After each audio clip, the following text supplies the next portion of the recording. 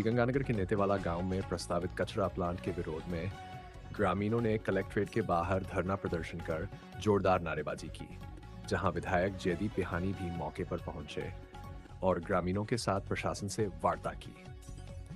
इस दौरान ग्रामीणों ने कहा कि जिस स्थान पर कचरा प्लांट लगाया जा रहा है वहां घनी आबादी के साथ स्कूल और चिकित्सालय भी स्थित हैं, जिससे प्रदूषण का खतरा बढ़ेगा और वे पिछले 10 वर्षों से इसका विरोध कर रहे हैं। वहीं वार्ता के दौरान ग्रामीणों ने कचरा प्लांट के लिए वैकल्पिक जमीन तलाशने की मांग रखी। विधायक बिहानी ने कहा कि यदि प्रशासनिक स्तर पर समाधान नहीं निकला तो वे स्वयं ग्रामीणों के प्रतिनिधिमंडल को लेकर जयपुर जाकर मुख्यमंत्री से मुलाकात करेंगे, जिसके बाद फिलहाल धरना स्थगित कर दिया गया।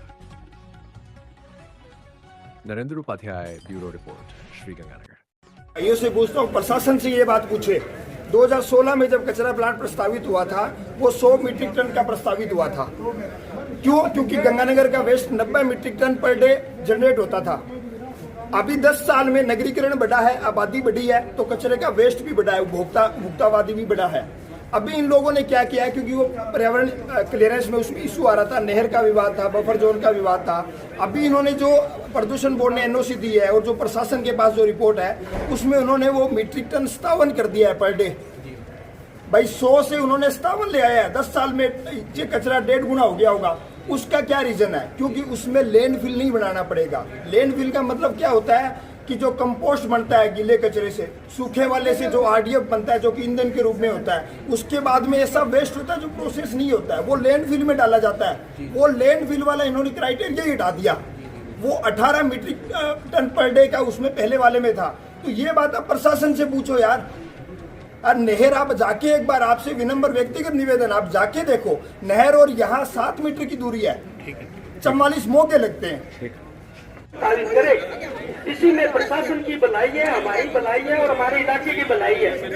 वरना हमारी जो पावन धरा, जिस प्रकार माता सीता का हरण किया था और माँ सीता के हरण वापस सीता माता को लेने के लिए राम ने जिस प्रकार सेना बढ़ाई थी, वही सेना हमारे ग्राम कहीं ऊंगी बह रही है। सरकार, प्रशासन ये हल्के में मत ले सकते, चुनौती है। हल्के में लोगे तो मरोगे। कितना को रोकोगे? कौन रंडे को लागे? तो मेरे समस्त ग्राम वासियों से पुनः मेरा यही अनुरोध है, एकता बनाए रखें। दलगत नीति प्रदर्शन कर रहे हैं आज ग्रामीण नेतेवाला के, क्या मामला है? सर, सबसे पहले तो आपका बहुत बहुत आपके चैनल का धन्यवाद देना चाहता हूं कि आप इन ग्रामीणों लोगों की आवाज सुन रहे हैं और सुन के एक प्रशासन को बताने का और एक सरकार को बताने का काम कर रहे हैं। सबसे पहले मैं बता देता हूं कि ये नेतावाला गांव के और उसके आसपास के ग्रामीण क्षेत्र के लोग हैं जो यहाँ प्रशासन द्वारा, सरकार द्वारा प्रस्तावित कचरा प्लांट जो पहले 6F में था उसको वहां से हटा के नेतेवाला ग्राम पंचायत के अंदर लगाया जा रहा है। जो ग्रामीणों का विरोध का मुख्य कारण ये है कि वहाँ जो ये प्लांट लग रहा है वहाँ जनसंख्या, वहाँ पर नहर, पीने का पानी, वहाँ पे स्कूल और वहाँ पे शिक्षा, 5 चीजें वहाँ पर ही है और लोगों के बीच में लग रहा है ये कचरा प्लांट।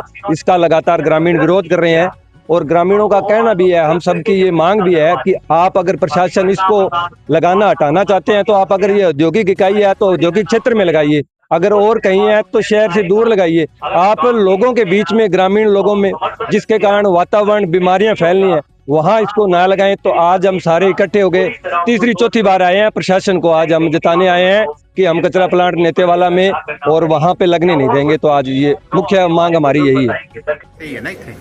जी बताएं।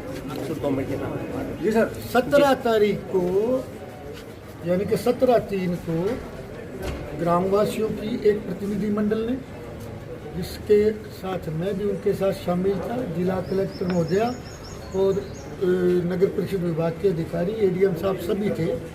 हमने मिलकर के ये तय किया कि ग्रामवासियों के विरोध को देखते हुए ग्रामवासियों के और जन सहयोग से हम कोई अल्टरनेट जमीन की व्यवस्था कर लेते हैं। देखिए, ये जमीन का काम है, आप लेने जाओ तो आपको जल्दी से मिलेगी नहीं और कोई बेचने आ जाए तो उसकी जल्दी से बिकती नहीं। हम तलाश कर रहे हैं हमें कोई कॉलोनी काटने के लिए तो प्लाट लेना नहीं, ये तो एक ऐसी डेड जमीन चाहिए जिस पर ये कचरा प्लांट लग सके, नहर जिसके पास ना हो। क्योंकि अभी भी जो विवाद है वो स्कूल पास में है, नहर पास में है, ग्रीन बेल्ट पास में है, सारी समस्या यही है। तो उस सबको ध्यान में रखते हुए हमें ये जमीन खरीदनी है। लेकिन कल रात को पता नहीं अचानक प्रशासन को क्या हुआ क्या नहीं हुआ, और इन्होंने एक आदेश तुरंत में जारी कर दिया कि सारी 31 मार्च को 7 साल आती है। इतनी जल्दी तो बढ़िया अपनी ITR फाइनल नहीं करता, तो ऐसे नहीं काम होगा। या तो प्रशासन इस बात से घबरा गया क्या CM साहब की विषय है, तो CM भी पब्लिक के आदमी है, पब्लिक के दुख दर्द को समझते हैं।